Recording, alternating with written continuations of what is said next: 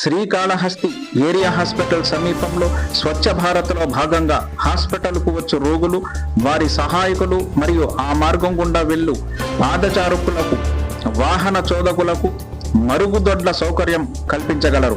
గతంలో హాస్పిటల్ ముందు మరుగుదొడ్ల కొరకు భవనమును నిర్మించి ఉన్నారు. కానీ ఎందువల్లనో అది నిరుపయోగంగా కనిపిస్తోంది. దానిని ఎందుకు అధికారులు వినియోగంలోనికి తీసుకురావడం లేదో తెలియడం లేదు.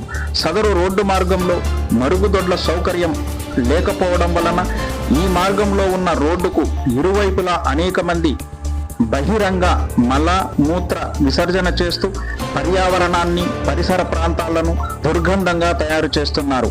కావున గౌరవ కమిషనర్ గారు సదరు భవనాన్ని పరిశీలించి వెంటనే మరమ్మతులు చేసి అందరికీ అందుబాటులోకి తీసుకురావాలని కోరడమైనది.